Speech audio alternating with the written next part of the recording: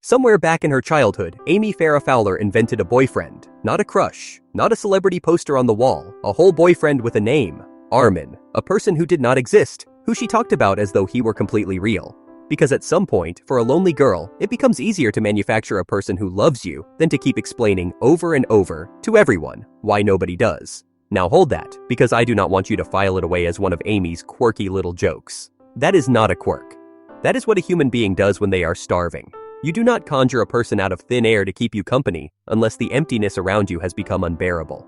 Welcome back to 4A. Get settled in, because today we are going to talk about the genuinely heartbreaking, lonely life of Amy Farrah Fowler, and about how this show took one of the saddest backstories in its entire cast and spent years mining it for laughs, while you watched a starving woman and were told to find her funny.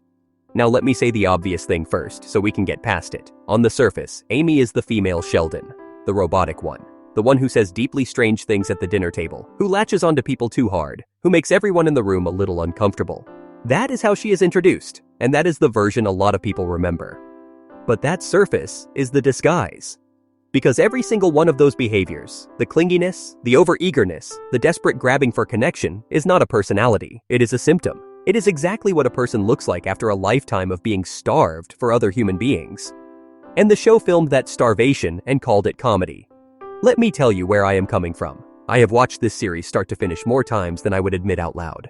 And for a long time, Amy was just the weird enemy, the one who made things awkward. And then the show, slowly, almost reluctantly, started letting us see her backstory. And once I understood where all that strangeness came from, I could not laugh at a single bit of it ever again.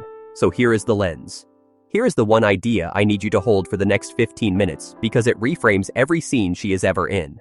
Amy Farrah Fowler did not have a single friend. And I do not mean she was unpopular. I mean she has said out loud that she did not have one friend from nursery school all the way through graduate school. Think about the length of that. From the time she was a tiny child to the time she was a grown woman with a doctorate. Decades. Decades of complete emotional starvation. No friends, no closeness, no touch, no one who ever chose her. All of it under the thumb of an overprotective, controlling mother who governed every move she made and quietly suppressed any chance she had of learning how to be with other people. So picture what happens to a person like that when, in her late 30s, she finally stumbles into a group that lets her stay. Into a best friend. Into a boyfriend. She does exactly what any starving person does the moment a meal is finally set in front of them. She grabs, she clings, she holds on with both hands, and she does not let go, because some deep animal part of her is certain the plate is about to be taken away. She ate like someone who had been hungry for 30 years, and the show pointed a camera at her desperation and laughed at her table manners. Hold the starvation and hold the feast, and let me walk you through it. Let me start with the mother, because everything in Amy traces back there, and the show is careful to draw the distinction. Sheldon is socially strange because that is simply how he is wired, and he grew up, as I have shown you, with a warm and loving mother. Amy is socially strange for a completely different reason.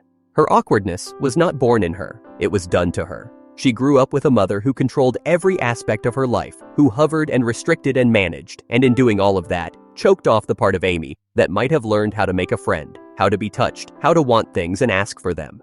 Sheldon's quirks came from nature, Amy's came from a cage. And here is the first quietly devastating thing about her whole adult life. She escaped that controlling, withholding mother, and she walked directly into the arms of Sheldon Cooper, a man who would control her with a 31-page contract and withhold affection for years. She fled one cage and moved into another that looked just like it, because a cage was the only kind of home she had ever known. And before any of that, before Sheldon, before the group, there were the years of being bullied.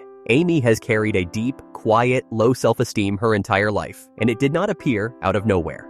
She was the strange girl, the smart girl, the friendless girl, and children are merciless to a girl like that. Years of it. Years of being the target, the punchline, the one left out, with no friend to stand beside her and no mother who ever taught her how to find one. By the time we meet her as an adult, she has built the only armor a person can build out of that. A flat, careful, robotic exterior that gives nothing away. Because the part of her that once reached out and got slapped down learned a very long time ago to simple. I stop reaching. The coldness that people read as Amy being weird was really Amy being guarded. It is hard to bully someone who appears to feel nothing at all. Then there is how she even met Sheldon, which is its own small tragedy if you actually look at it. Amy was not out there searching for love. She had given up. The only reason she was on a dating site at all is that her mother had forced a pact on her, that she go on one single date a year just to keep her mother off her back. She had so thoroughly resigned herself to being alone that she had it down to a yearly obligation, one date, the bare minimum required to stop a parent's nagging. And the only reason Sheldon ever appeared across the table from her is that Howard and Raj had secretly built him a dating profile as a prank, an experiment to see if any woman alive could possibly match with him. So Amy's entire love story, the one real relationship of her life, began as a chore she did for her mother, colliding with a joke two men played on their friend. Even the great romance arrived by accident, on the back of other people's amusement. And then comes Penny. And this is where the show's cruelty toward Amy is the clearest, because it laughed the hardest here. When Amy finally has a best friend, a real one, the first one of her entire life, she does not know how to hold it gently because she has never held one at all, so she grabs too hard. She calls Penny her bestie before Penny is ready. She commissions a giant painting of the two of them together and hangs it proudly. She follows Penny around. She overshares. She gets jealous. She begs Penny not to abandon her. She says, in so many words, that she will do whatever Penny wants. And the show frames all of it as the joke. Clingy Amy. Weird, intense, too much Amy. But run it through the lens. This is a woman who went 30-some years without a single friend, who was bullied, who was caged, who invented a boyfriend out of nothing just to feel less alone, and who has suddenly, miraculously, been led into a circle of people who like her. Of course she clings. Of course she is terrified it will vanish. You do not get to mock the way a starving person eats when you are the one who watched them starve, and the fear underneath all that clinging never fully left her. Even seasons in, even secure in the friendship, there is a frightened reflex in Amy whenever she senses she might be losing Penny's attention. A scramble, a neediness, a readiness to shrink herself down to whatever size will keep the bond intact. People who were abandoned early do not stop bracing for abandonment just because someone finally stayed. A part of Amy spent the entire series quietly waiting for the other shoe to drop, waiting for these people to come to their senses and leave, the way some buried part of her had always been told they eventually would. She had a seat at the table at last. She just never quite believed she was allowed to keep it. And here is the detail that, for me, is almost too sad to play for comedy, though the show absolutely did. At one point Amy gets sick, and per her relationship agreement with Sheldon, he has to take care of her. And Amy, this brilliant neuroscientist, milks it. She keeps the illness going. She gets him to rub medicine on her chest, to be near her, to touch her, and she later admits, quietly to Penny and Bernadette, that she was faking it for the attention.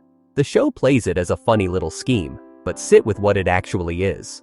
A grown, accomplished woman is so starved for physical affection, so desperate for a single human hand on her, that she manufactures an illness to receive it. She fakes the flu to be touched. That is not a wacky scheme. That is one of the loneliest things I have ever seen a sitcom show you and then immediately tell you to laugh at. Now I have to talk about the tiara, because it is the whole woman in one object. Early on, Sheldon ignores a huge professional achievement of Amy's, a paper she has worked toward for years, because he is too busy being excited about reaching 100 followers online. She is crushed. And to apologize, Sheldon, who can barely express affection at all, buys her a tiara. And Amy's reaction is not measured. She does not say thank you and set it aside. She lights up like a child. She puts it on and declares that she is a princess. And then she wears that tiara, that one shiny little crown, at milestone after milestone for years to come. Because here is what that tiara actually is. It is the first time in her entire life that somebody made Amy Farrah Fowler feel chosen, feel special, feel like the girl who gets to be the princess, instead of the girl with no friends and an imaginary boyfriend. And the heartbreaking part is how little it took. A cheap tiara from a man who barely understood why he was giving it. That was enough to undo her with joy, because no one had ever given her even that much before. And the tiara points straight at the larger ache, because look at what Amy actually signed up for in choosing Sheldon. For years, she was with a man who would not touch her, who refused intimacy, refused to say that he loved her, refused the most basic physical affection that a person starving for exactly that most desperately needed. She waited and waited, rationing the tiniest signs of progress, treating a held hand like a milestone and a single kiss like a national holiday. When she was offered a prestigious research fellowship at Princeton, a real honor, Sheldon did not celebrate her. He sulked and retreated to his bedroom because she might dare to leave him for a few months. At Howard's wedding, he stood up and said he hoped the newlyweds were as happy together as he is when he is completely alone, with Amy sitting right there, listening to every word. She chose, and kept on choosing, a man who starved her of affection almost as thoroughly as her whole life already had, because that hunger was the only shape love had ever taken for her. And it is worth saying plainly, because the show so rarely did. Amy is a serious scientist, a neurobiologist doing real, significant, published, field-shifting work, the sole-authored kind, the kind that eventually wins a Nobel Prize. But for years, the show treated her achievements exactly the way Sheldon treated them, as an afterthought, a setup for a joke about his follower count, a thing to be patted on the head and moved past. Even her brilliance was mostly framed as the quality that made her a suitable match for Sheldon, rather than something that mattered on its own. The loneliest person in the cast was also, quietly, one of the most accomplished people in it, and the show could rarely be bothered to fully notice either fact until the very end. And watch how she tried to win Sheldon's love, because it is the saddest echo of all. At one point, to deepen his feelings for her, Amy begins treating him the exact way his own mother used to, mothering him, rewarding him, managing him. The woman who grew up suffocated by a controlling mother ends up administering love itself like a control system, because that was the only template she had ever been handed for how one person holds on to another. Even her great romance ran on a 31-page contract.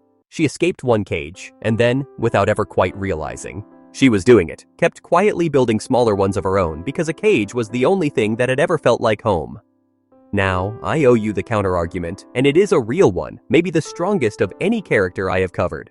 You are going to say, but Amy got a happy ending. A genuinely happy one. She found real friends in Penny and Bernadette. She married a man who, in his own broken way, came to love her deeply. She won a Nobel Prize standing right beside him. She blossomed over the seasons, from a robotic, lonely shell into a warm, funny, fully human woman. Out of everyone, Amy might have the most uplifting arc on the whole show. And you are right. All of that is true, and it is beautiful, and I would never take it from her or from you. Amy's story really is, in the end, one of the warmest things this show ever did. But here is what I need you to sit with, because it is where the happiness and the heartbreak live in the exact same place. Look at how grateful she is. Watch across the whole series, how completely a single small kindness undoes Amy with joy. A tiara reduces her to a giddy princess. One birthday night with the man she loves becomes the happiest moment of her year, of maybe her life.